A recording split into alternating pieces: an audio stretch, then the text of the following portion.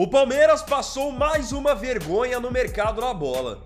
Após várias negociações frustradas nessa janela de transferências, agora até a contratação do Vitor Roque, que parecia certa, também acabou melando. Vamos analisar as contratações do Palmeiras que melaram nessa temporada e entender por que o Palmeiras simplesmente por muitas vezes não consegue firmar algumas contratações. Vamos lá?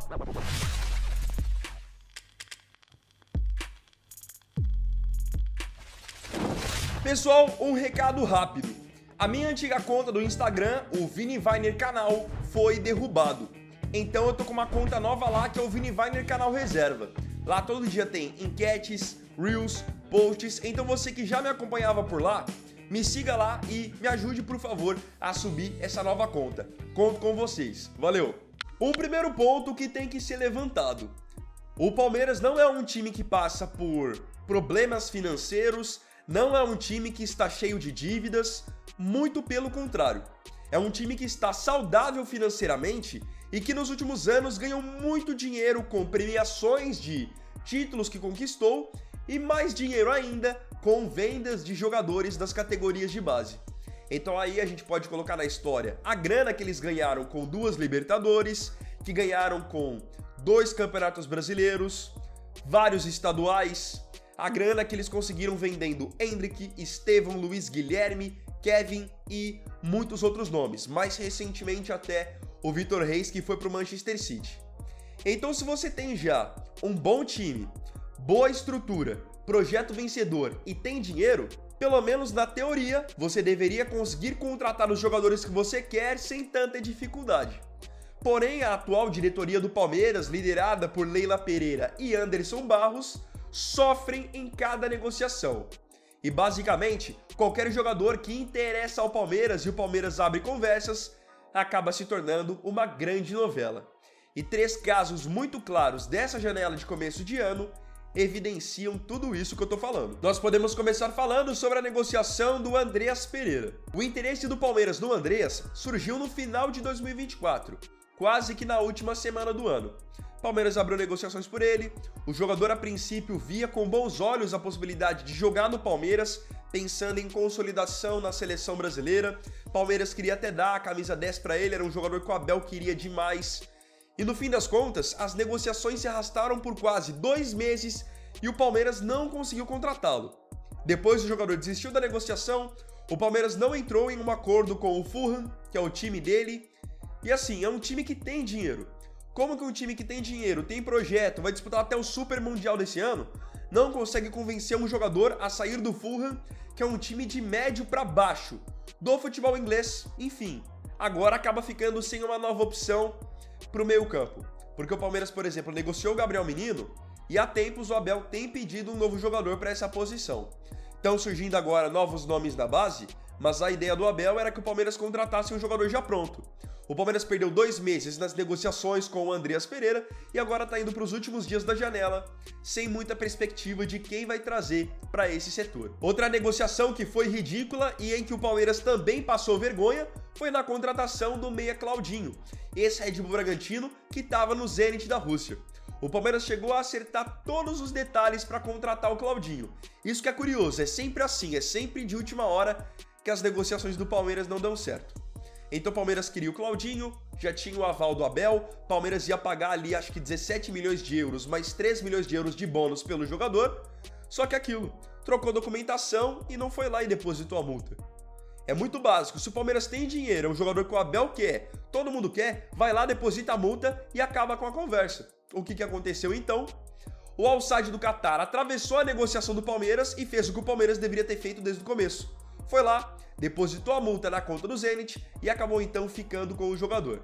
Depois a Leila, o Abel até vieram a público para dizer que nessa história toda o Claudinho não tinha palavra, que ele já estava acertado com o Palmeiras e depois voltou atrás. Mas querendo ou não, esse é o natural do futebol.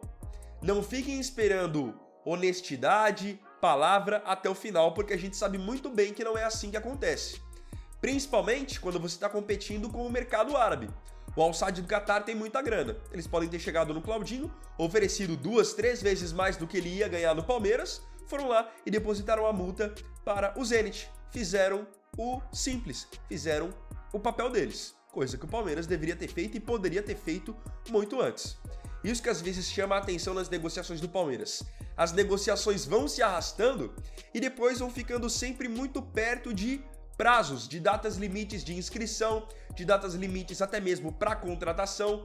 E vocês vão ver que foi exatamente isso que aconteceu agora para a negociação do Vitor Roque, que estava sendo considerada já quase como confirmada, ter fracassado também. Quando eu vi, no caso, que o Palmeiras estava fechando a contratação do Vitor Roque, que ia pagar 25 milhões de euros para tirá-lo do Barcelona, tirá-lo do Betis, eu achei uma baita contratação.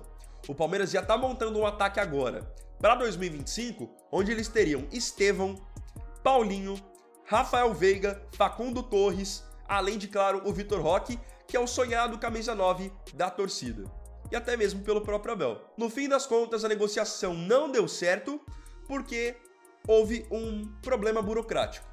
Basicamente, o Vitor Roque não poderia sair do Betis nesse exato momento. Para ele ir para o Palmeiras, ele ia ter que primeiro retornar para o Barcelona para ir depois ir para o Palmeiras.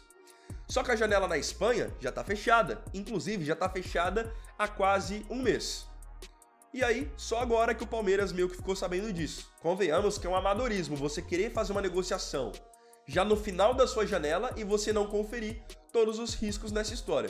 Então o Palmeiras ficou aí negociando praticamente 2 semanas pela contratação do Vitor Roque, com a ajuda do empresário dele, o André Curi, para agora, a poucos dias do fechamento da janela, o Palmeiras tem essa notícia de que não vai conseguir contratá-lo.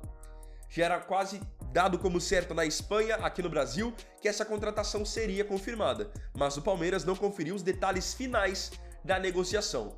E aí, você pode até argumentar, mas nesse caso não foi culpa da diretoria, foi culpa da La Liga, de uma questão burocrática. Eu até entendo que tudo bem, eles até não têm culpa nessa situação em específico. Mas por que então demoraram tanto para contratar o jogador, sendo que a janela já está aberta desde o começo de janeiro? Se você já queria esse jogador, já tinha essa convicção, poderia ter começado as negociações e ter avançado por elas ainda no mês de janeiro. Porque aí ia conseguir fazer esse processo de ele voltar para o Barcelona, entre aspas, e então fechar com o Palmeiras. Mas não. O Palmeiras, pelo fato de ir para o finalzinho da janela sem se resolver, acabou aceitando correr esse risco. Então o que acontece agora? O Palmeiras não trouxe o Andreas Pereira, consequentemente não trouxe nenhum camisa 8 para essa temporada. Trouxe o Emiliano Martinez, mas que joga de camisa 5. Não conseguiu contratar o Claudinho e também não trouxe nenhum outro meia, porque o Facundo Torres joga muito mais como atacante do que como meia.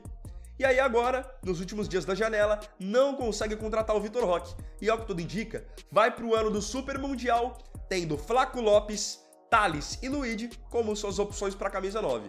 Flaco Lopes, um jogador extremamente contestado pela torcida, enquanto Luigi e Thales são 2 jogadores que acabaram de ser promovidos nas categorias de base. Nem tem muito como você exigir rendimento, desempenho de jogadores que acabaram de ser promovidos para o time profissional. E aí, sabe o que acaba acontecendo muitas vezes agora nessa gestão Leila Anderson Barros?